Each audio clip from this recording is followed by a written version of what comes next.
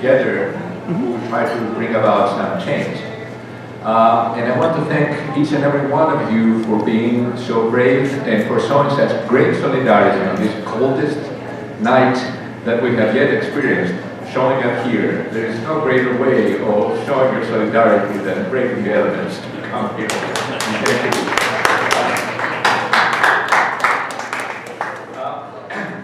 Those of you who heard me this morning at the Mark Steiner show know that I'm capable of getting off on a roll, and I want to avoid that because that becomes kind of uncontrollable. Instead, I have got an outline. I'd like to apologize because every so often I've been stopping and consulting it to make sure that I'm on track, and I will let you know what my I will let you know what the overall sort of segments that I would like, the issues that I'd like to touch on are in broad terms. The first is how to assess what this crisis is all about. The second thing, meatier, is the trajectory of the crisis, I call it. And I have put a subtitle there for my benefit.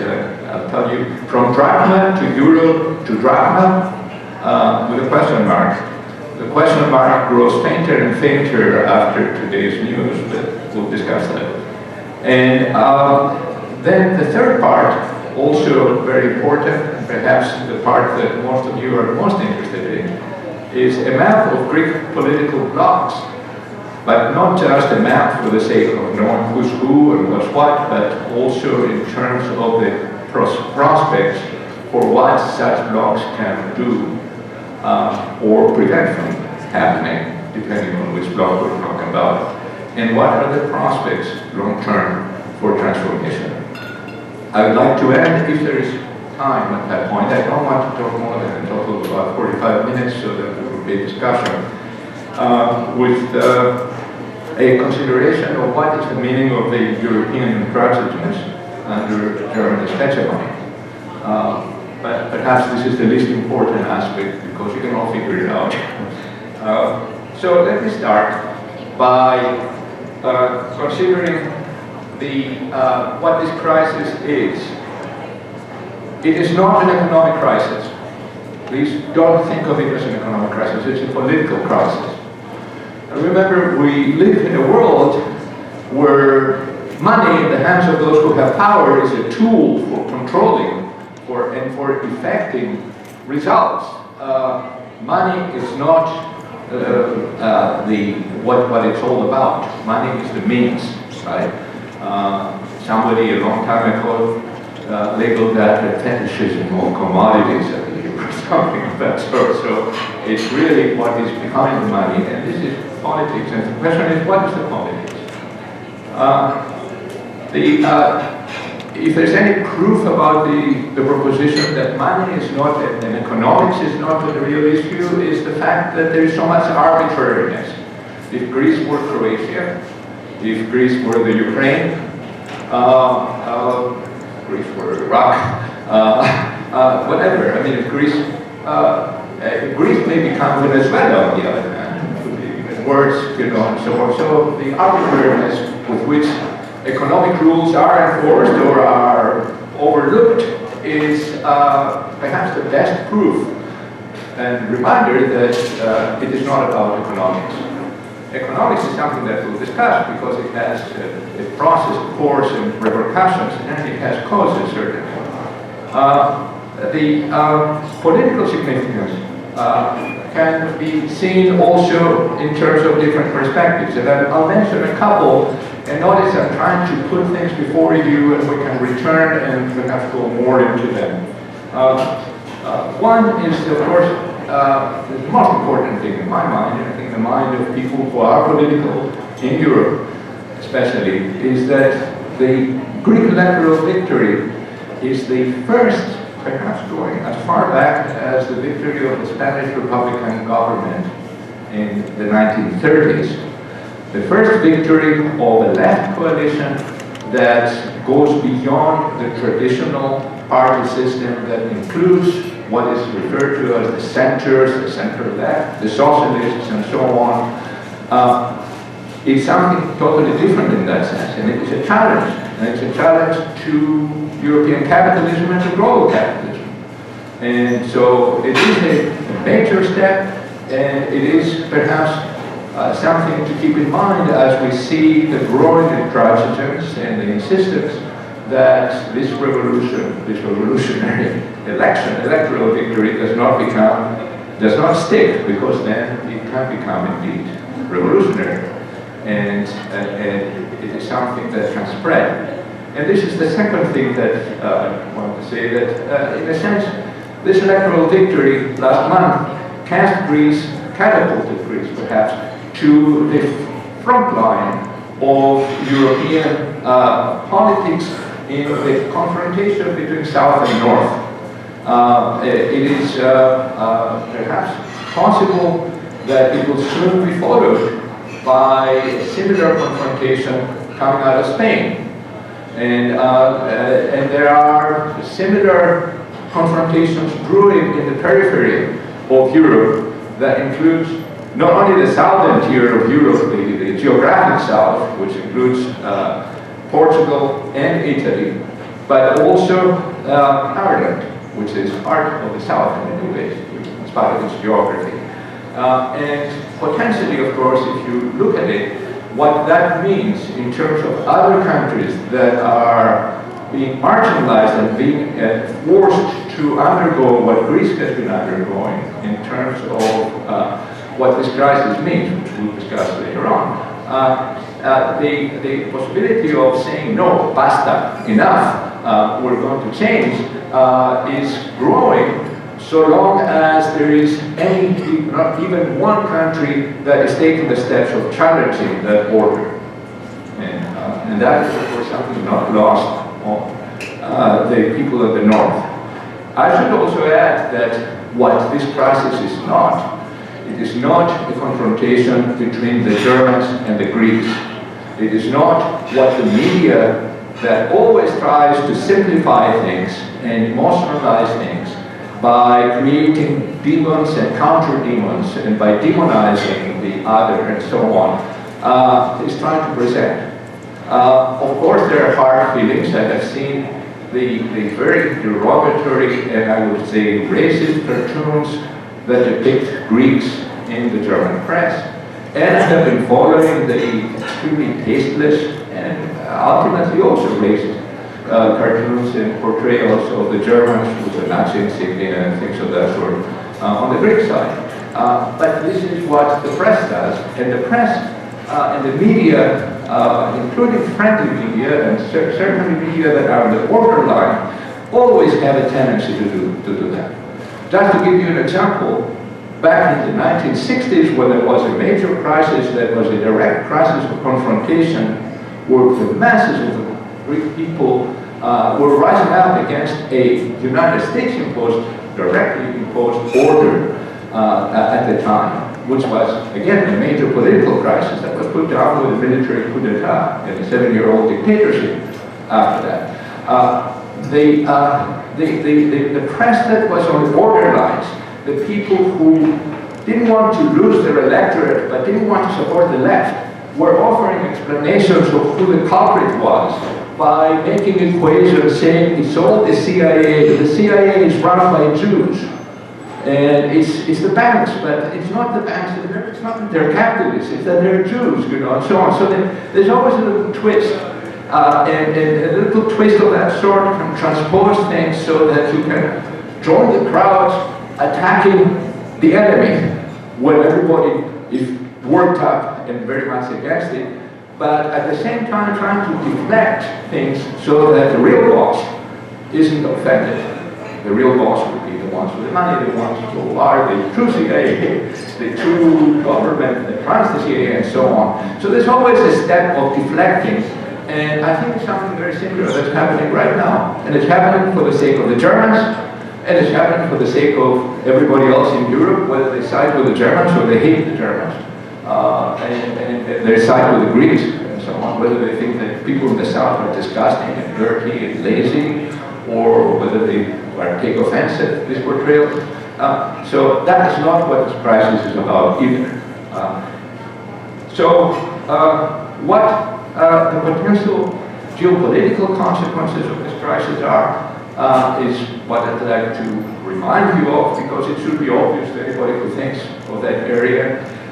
Challenging the conditions of the European economic arrangements, conditions that put the rich countries in a position of dictating terms that go beyond any democratic institutions, that substitute wealth and money for the democratic process, and substitute creditor-debtor relationships for the relationships of voter and change and political parties and political configurations. Challenging that leads to challenging many other things. Challenging the NATO alliance, challenging the policies that divide and have been dividing systematically the European South from a continuum that includes the north of Africa and includes the Middle East. We are quite used to thinking of these things as totally separate worlds, and yet there is a continuum, and it's not just in food, and it's not just in culture, and it's not just in the looks of the people and in the skins of the people, but it is something that goes much deeper and has to do with not only their social institutions, but also their economies, and also the potential that they have, the potential for collaboration and for change. So there's, I would say, similar things about the divide that divides straight through the Balkans and straight up north through the Black Sea and the places that are getting colder and colder, setting us the cold weather currently, that involves the conflicts in Ukraine and so on. All of these things are mechanisms of control, ultimately. Compartmentalization, creation of enemies, vilification and demonization, and a government that rejects that and that massively gets support from people when it stands up and saying that it rejects that, as has been happening in the last few weeks, is a government that is posing potentially a great challenge to this European or Euro-American or imperial arrangement. So we are talking about something that is much more significant than a debt crisis. I'd like to stop here. There's much more that we can say and we can come back to, but let me move on to the question of what is the trajectory, what I call the trajectory of the crisis. Greece's many years ago, before I came to Baltimore and fell in love with Baltimore, which was not in 1960, it was in 70. I came to this country in 1960, and in between, I worked on a thesis, a PhD dissertation. And the title of that was Greece, the Structure of Dependence. And I had to read a lot about what was happening in Latin America and what Latin American social scientists and political people were saying about dependence and what that meant. And dependence, this idea of being run by the outside, of having your own ruling class become the agents of foreign intervention, compradores, you know, all of that thing, and ending up without economic development, in spite of the promises. A radical thinker, Andre Gunther Frank, wrote a book describing that, and he called it lumpen burguesia, lumpen desarrollo. The sort of immiserized, miserable bourgeoisie produces miserable development. He also wrote an earlier article called The Development of Underdevelopment. That's the same sort of idea. So I would say, if I were to put a title, I would say that the integration of Greece into the European community that became the European Union and eventually the Eurozone was the naturalization of dependence. The naturalization of dependence. I'm a naturalized American citizen.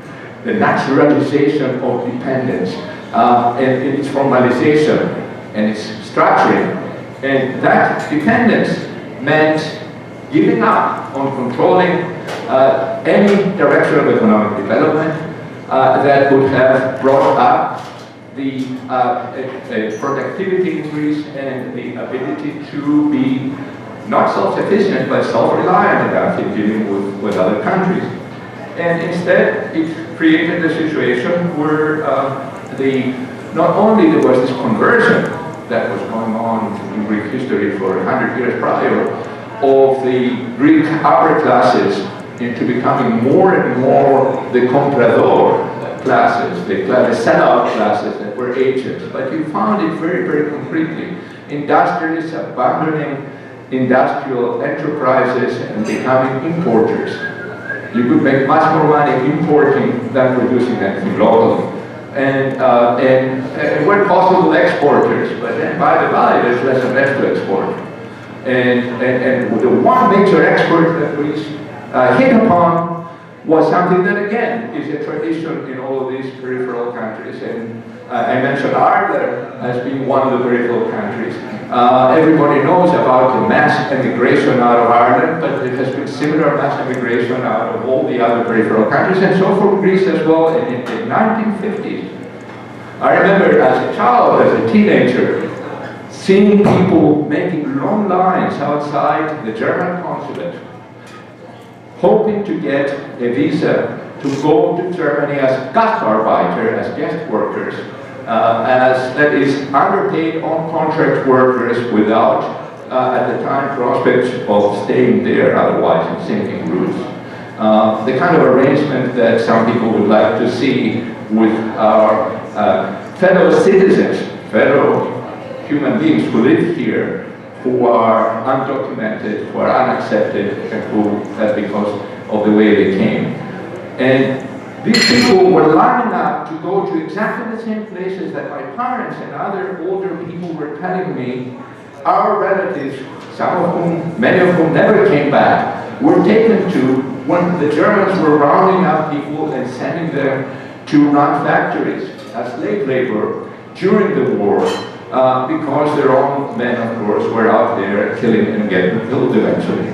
And so this idea that there was a thirst for extra labor up north, and one way or another, whether rounding them up at machine gun point or having economics as that tool that I was mentioning earlier, rounding them up at the point of a Deutsche Mark, or a dollar, or a euro, and bringing them up to where capital was thirsting for them.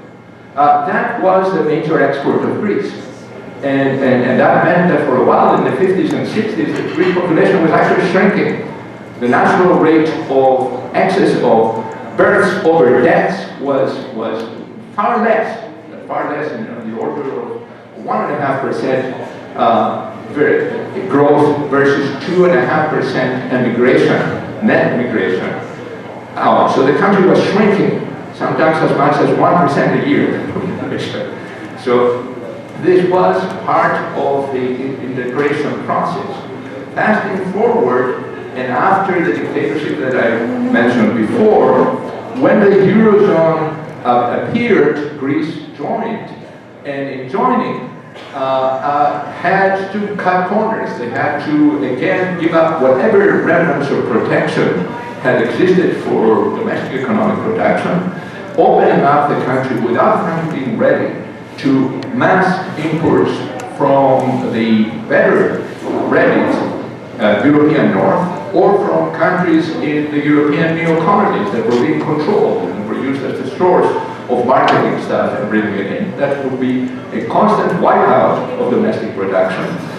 And in order to join the euro, the Greek government at the time, which was actually a socialist government, soon to be succeeded by a conservative government, and then came back as a socialist government, cooked the books, essentially, and lied about how ready the country was fiscally in terms of tax revenues and spending and things of that sort.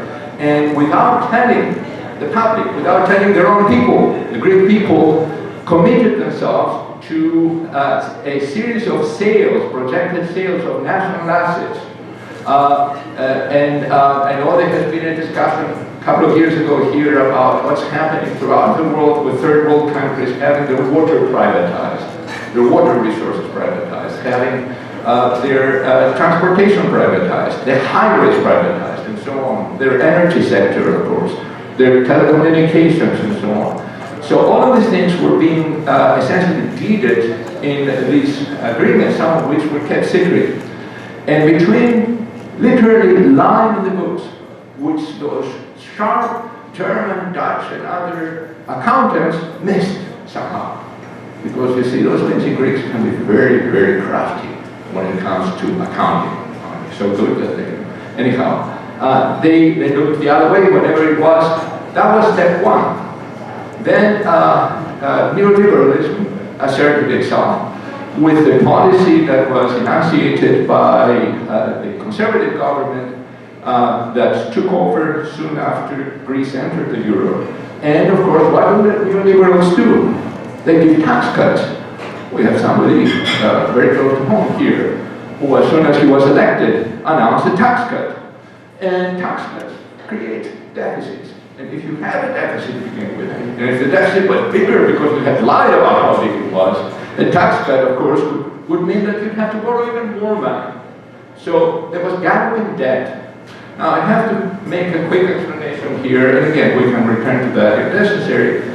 The European monetary union that was created by the euro is a very funny arrangement because it sort of allows countries to go ahead and print the money, as it were. I mean, they have room to go out and borrow and issue bonds and raise euros in the financial markets, but commits them to eventually having some sort of balanced budget. In some ways, it's not as hard as the balanced budget amendment that they have been peddling here on and off, but in the long run, once you hit certain limits of unbalancing the budget, it becomes a balanced budget amendment on steroids, because it forces you to go into sharp cuts, exactly like the cuts that we see that are being contested today. So essentially there was a situation where in the early stages, about 15 years ago, with Greece in the euro, having lied about its financial situation, worsened it immediately with this neoliberal tax cut, that redistributed income gets which way? Of course, it redistributed it upwards, and it created a situation where the job creators, as a great American statesman coined the term, the job creators were supposed to get breaks in order to create jobs. Instead, they created accounts and fast took the money out. And this is what essentially has been happening, that there has been a debt. Much of it held actually originally by Greece, who then marketed it and unloaded it to others, and eventually much of it was unloaded to official financial institutions.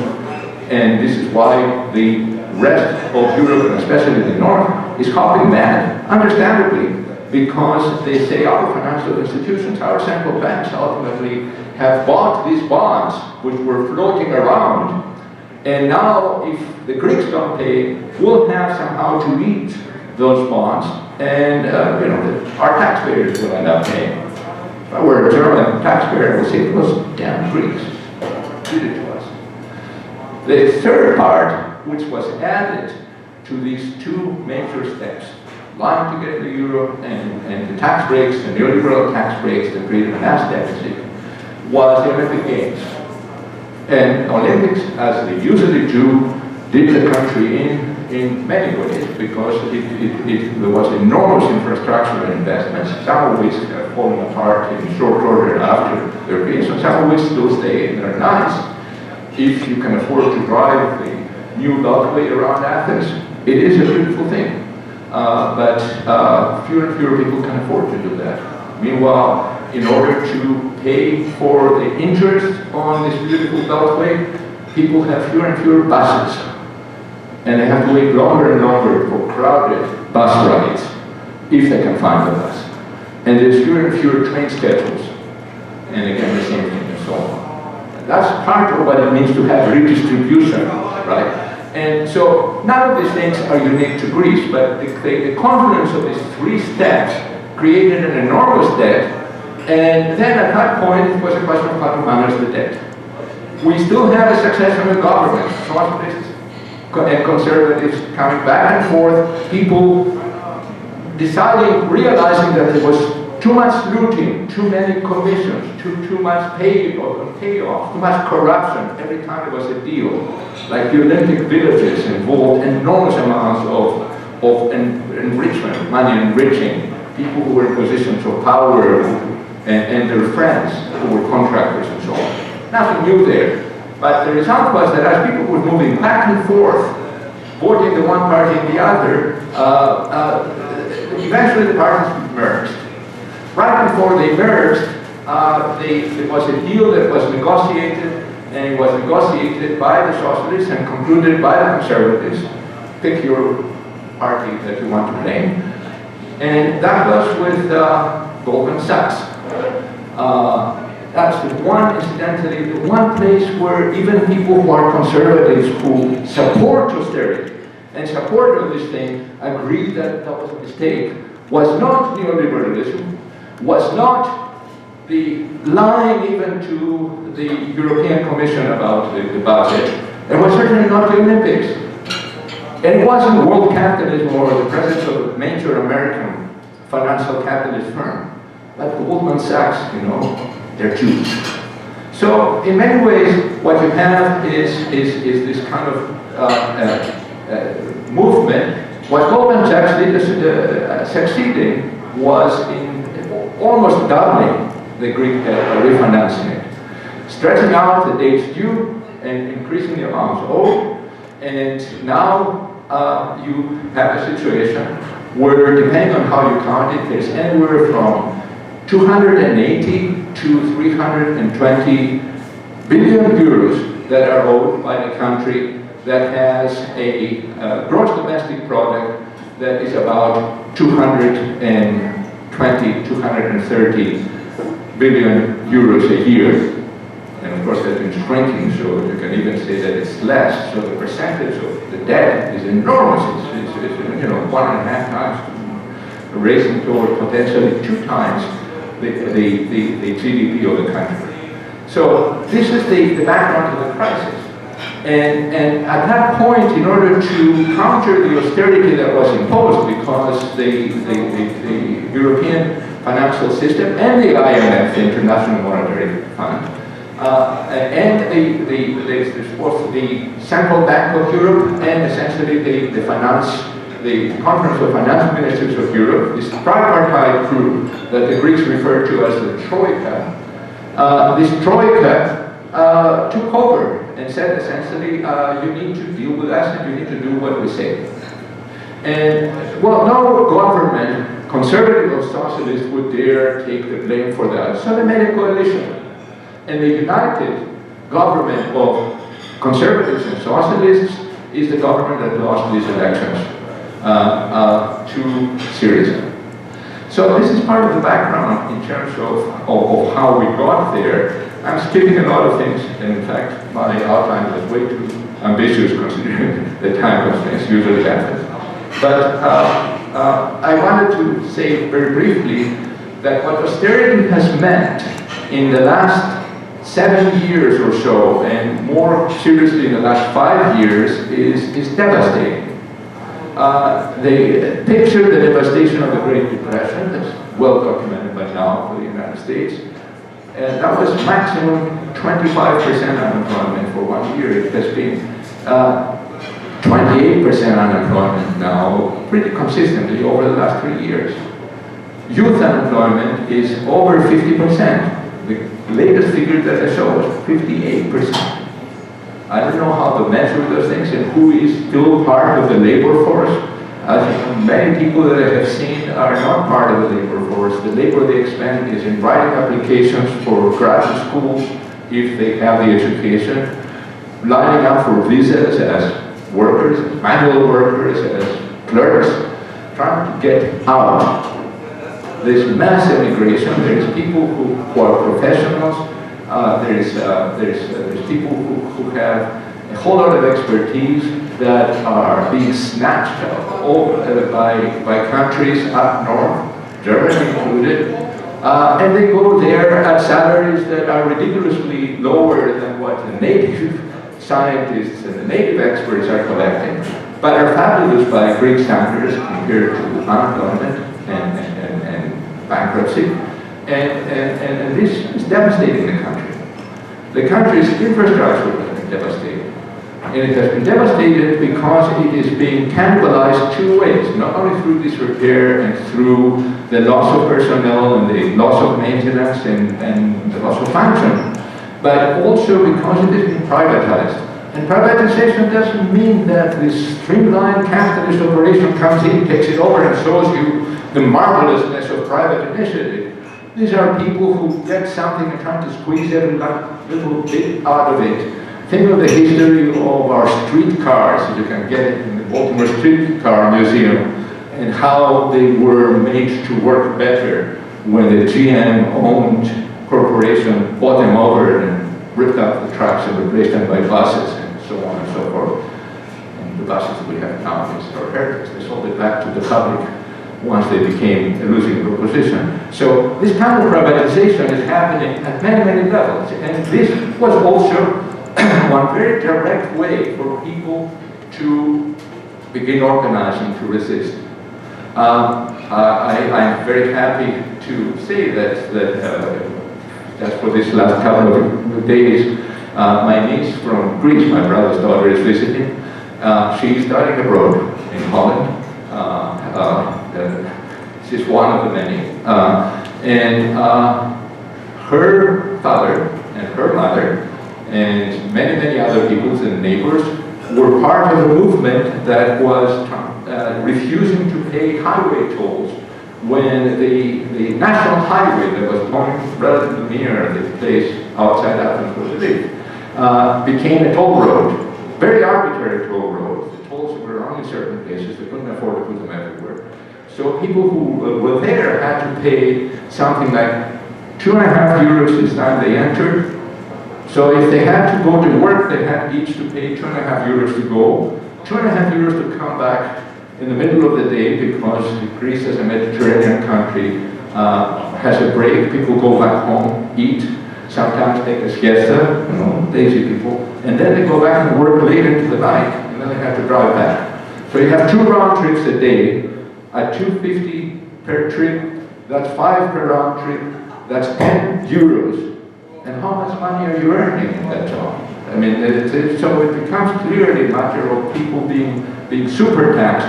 And it was a marvelous movement of resistance that grew up. People smashing the gates, the bars, and people blocking the bars and opening them up and so on. And that lasted for close to 2 years. In the course of this, and that was happening about 5 years ago, in the course of this, people started organizing for other things. There were people in towns that were in Attica, far from Athens, but also in the provinces, who were organizing over protests about illegal dumping. And illegal dumping not by individuals, but by companies that were dumping their industrial waste in places that weren't supposed to do it. And occupying the dumping grounds and stopping them. There were cases where the police came in force, and where the emergency system was taken over by the democratically elected mayor, and warned the citizens to come in and throw blockades so the police could not come, and not allowing the police to come in and arrest the people who were stopping the dumping and so on. These are grassroots action. These are the elements of what a friend who taught in the Alta read them many years ago, David Porter, who has written a beautiful book about Emma Goldman, called Red Emma, named and wrote about as a leaderless revolution. Leaderless revolutions, the dream of anarchists, occur when people mobilize and when they copycat each other, sometimes across national frontiers. A good example of that is the movement of the indignados in Spain. The Greek word for indignado is menos, harder to pronounce than the Spanish one, but with the same people, indignant, people who had it. Massive demonstrations, massive occupations in every town, not just in the capital, but in small towns as well, and continuous presence there. I remember in my youth as a student here in this country teachings during the Vietnam War, and later on these teachings started putting on pamphlets, and they would merge with the civil rights movement and with the militant protests of African Americans, and there was feminist literature, and there was the women's liberation movement. All of these things were feeding on each other and were growing, and you have the same kind of ferment. And I would suggest to you that it is in the course of these ferments that you have the transformations, and I'm kind of trying to move now to the very end part of my presentation. I'm going to forget all the details in between. That you have the creation of the blocks that united and brought about the political change. I should mention here that as part of this process and as part of this leaderless activity that was happening, you had another kind of confrontation. And I should go back and say that in the period from the end of the military dictatorship from the 60s, 70s to the 90s, the Greek political world so disappointed, the left included, so disappointed, younger people especially, that this disappointment led to a massive, not depoliticization, but the politicization that leads people out of electoral politics into extra-parliamentary politics. And you had students, and you had construction workers, and you had people who were unemployed, who were dropouts, who would create groups, affinity groups, and who would run not protests, but actions, and who would create communities. And in these communities, try to survive, try to relate to each other. Perhaps they would crash home to their parents' home at night, or every so often, not every night, but the rest of the time, that's where they lived. That was their presence, that was their space. And those kinds of groups that created the days of rage that followed the assassination of a 16-year-old, 15-year-old actually, by a policeman who was moonlighting as a private policeman in one of the districts of Athens, in central Athens, where a whole lot of these young people were hanging around. And that was when Athens, if you remember, was being set on fire. And at that time, older people came out not to protest the young people setting the city on fire, but to join the young people. And these were people who were assumed to line up themselves as the indignant ones. So this was right before the crisis really hit the fan. So you have these transformations. On the other side, I mentioned how there is always a tendency to explain the crisis in terms that are acceptable to the big powers that be. You can deflect it by saying, Goldman Sachs, they're Jews, and that's what's happening. It's not capitalism, or any number of other things. Well, the most natural thing, which is much safer than taking on the very powerful state of Israel and the association with the US and all of that today, and is to vilify the common enemy. They are darker than the Greeks. They are less well documented. They come from North Africa, or seep through North Africa, and come from Sub-Saharan Africa. They're visibly inferior even to the North Africans, very visible. Greeks become suddenly very wise in telling that, like everybody else further north. And you have this kind of vilification of these people who are coming in, attacks on them, and an attempt to mobilize Greeks with all their rage about everything that is happening and deflect it on these foreigners. This has been the job of the neo-Nazi movement, the neo-fascist movement. And while there were other sympathetic ears that were broader in the more conservative part of society, there was very clearly quite early a differentiation, perhaps because the Nazis showed themselves as being too fond of Nazi symbols and reminded people of what the Nazis did to Greece. But the point is that there has been clearly a mobilization and a creation of a faction of people. And I want to say a few things about who those people are. There's a direct heritage from the years of the junta, of the military dictatorship. The junta had some people to rely on. They were a minority, that's why they relied on tanks, ultimately, and on torture in order to rule. But the people who were informing, the people who were perhaps involved in the torture, and in all the legal and extra-legal activities that a repressive regime has in order to suppress its own people, these people didn't vanish when the three colonels were thrown into jail once the junta collapsed and stayed there to the end of the line.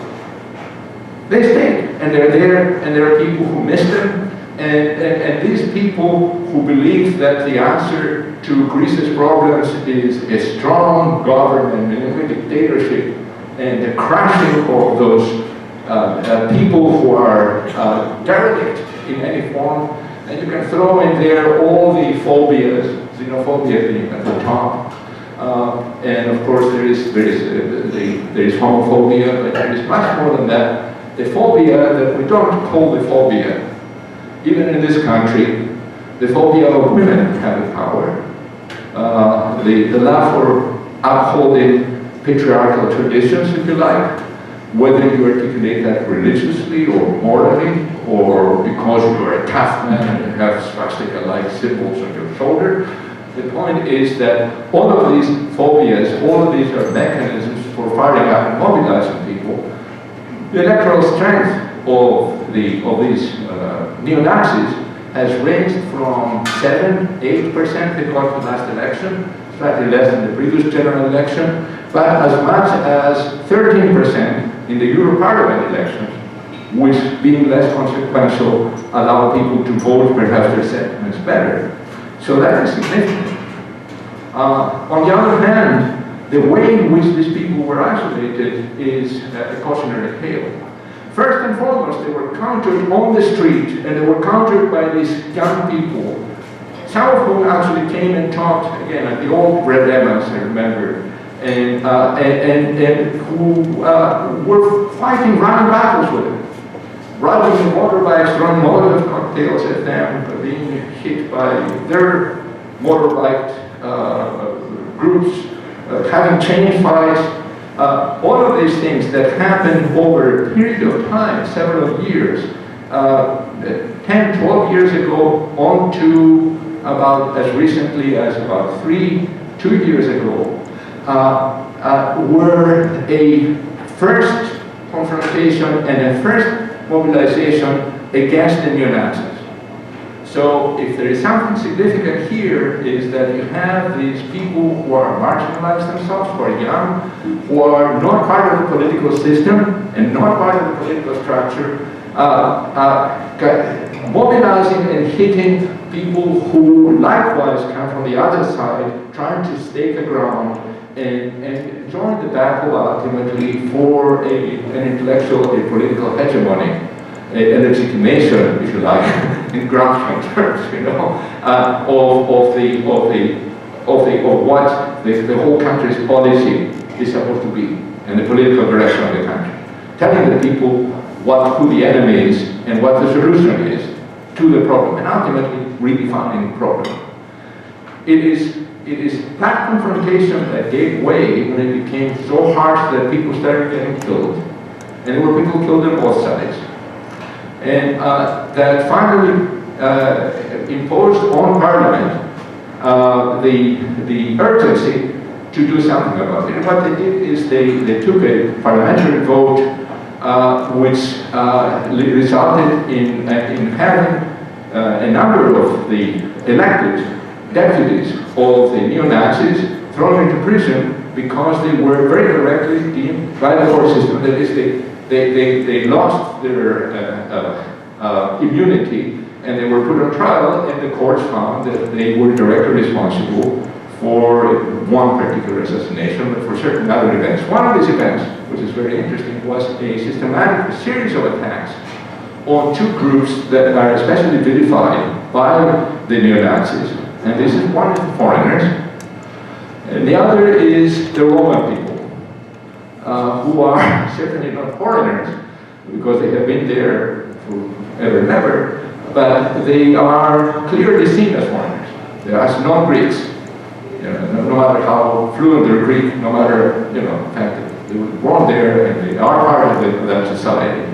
And these two groups were being attacked systematically, and you had these scenes that were videoed of small town fairs where there would be little stalls with all kinds of merchandise, much of it possibly contraband, that were being sold by very dark-skinned sub-Saharan Africans and by people colorfully dressed, especially women, that's the Roma characteristic, and so on, and being attacked and smashed, and people being beaten by these thugs that were well-fed, that were kind of skinheads, not because they lost their hair like Ali, but because they cut it, and they had all kinds of signs, and they had clubs and so on.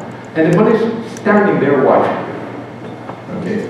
So in this environment, and realizing the outrageousness of that, there was this relative marginalization of the neo-Nazis, of course, however, still a significant threat. So let me pass finally to the last and perhaps more significant part of the political forces, who are Syriza. Syriza stands for the acronym Coalition of Radical Left. Συνασπισμός, the C part, Rizzospastikis, which means radical, Aristeras, which is left, Syriza. And so this coalition united a whole lot of different political groupings, most of which had been running for parliament without getting enough votes to get any deputies elected, some of which were not even running for parliament. They were sort of extra parliamentary.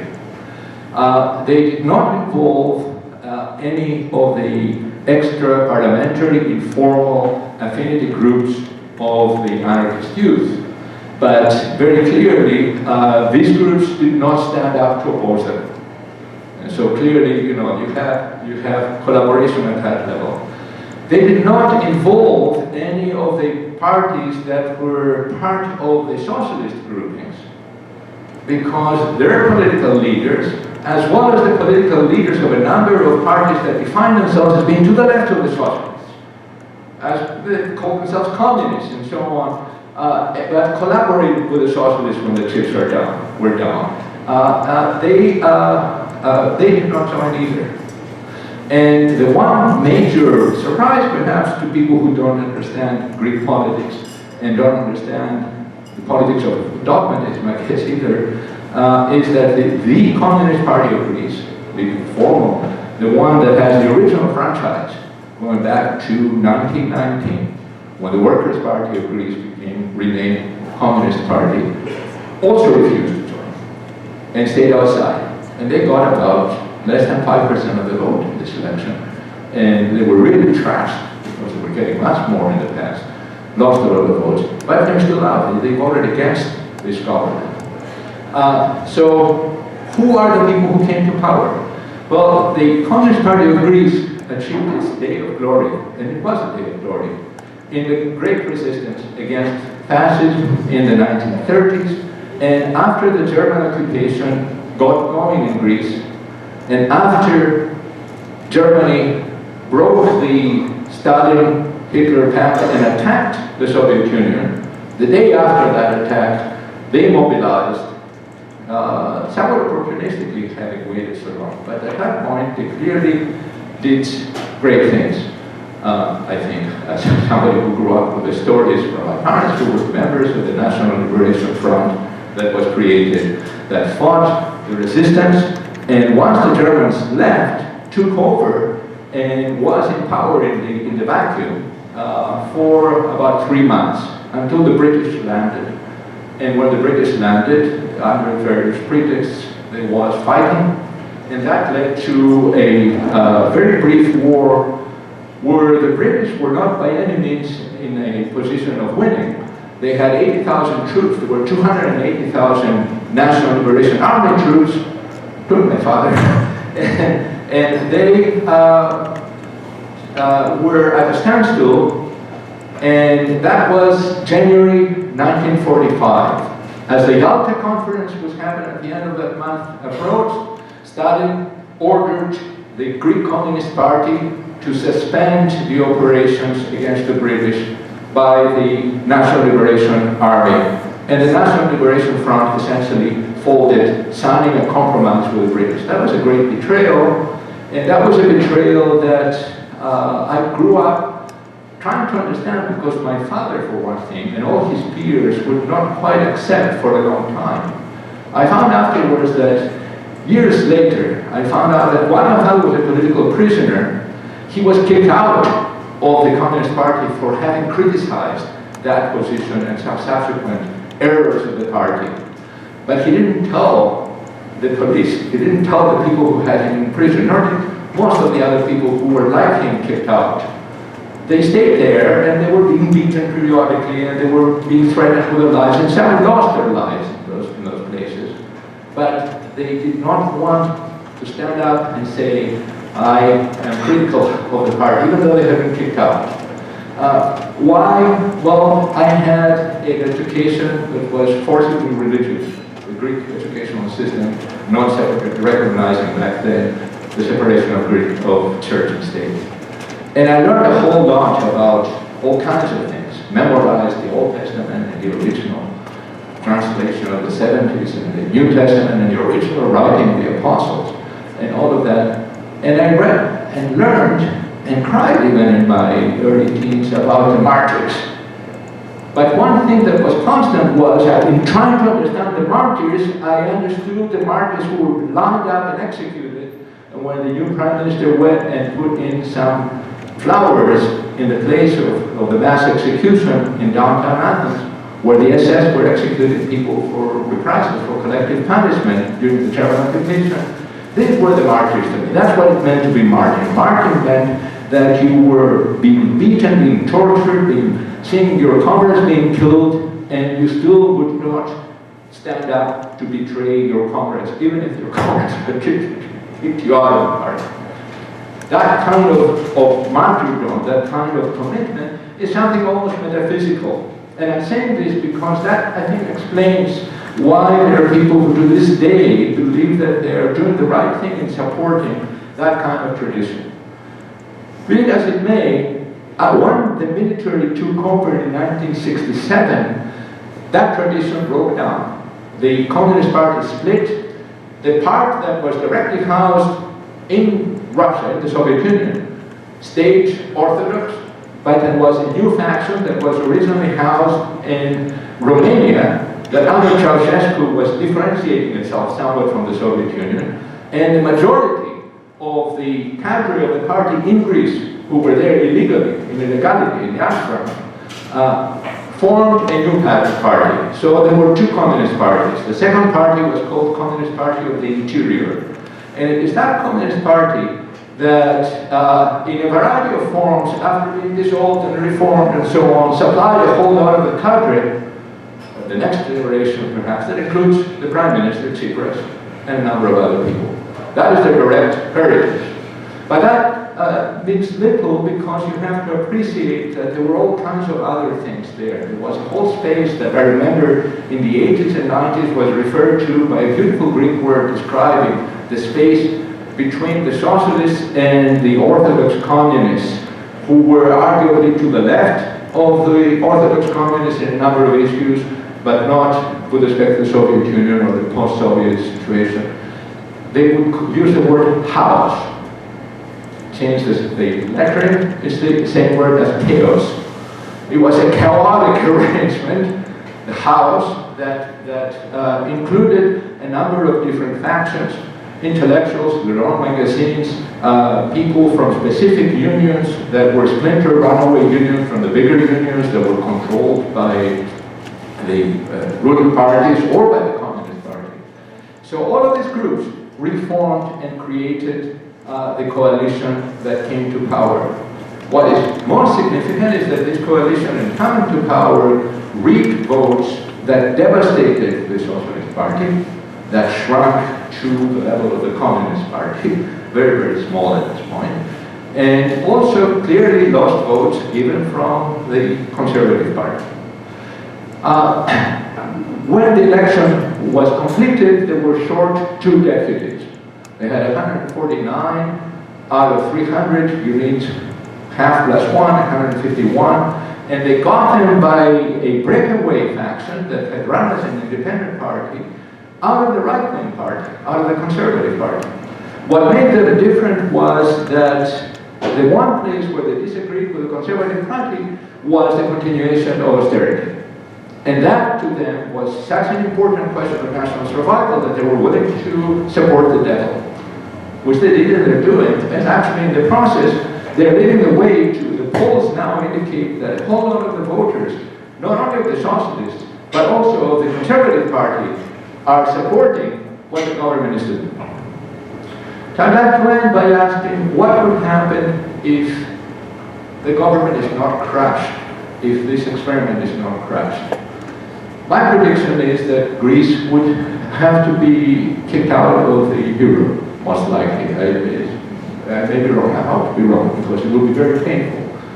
But in some ways, it's not going to be more painful than the pain that most of the people have experienced already.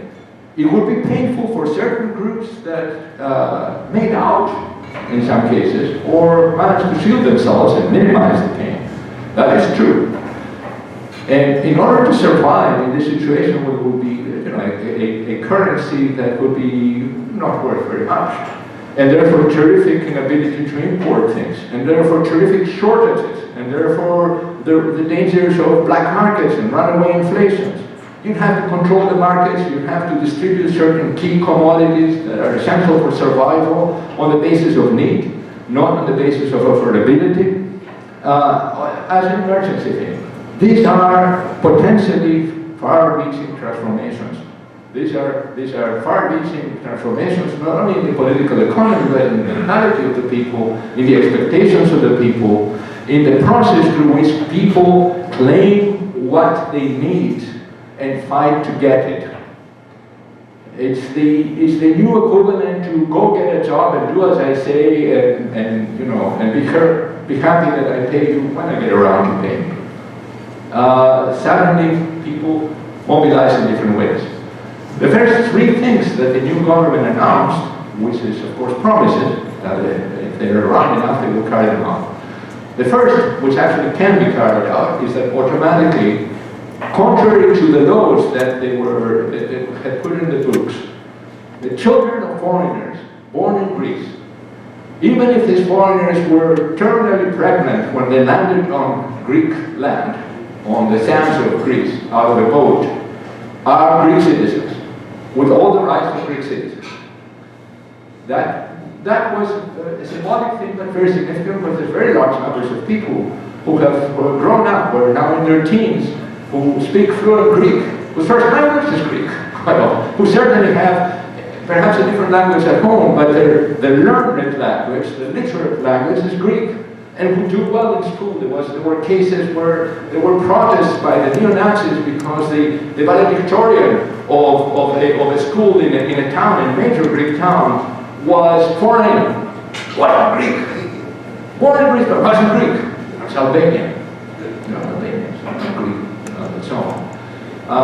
I probably have Albanian blood in me because my mother is from northern Greece, from Epirus, and who knows who mixed with whom back before the frontiers were drawn. So what you have is clearly potential for transformation.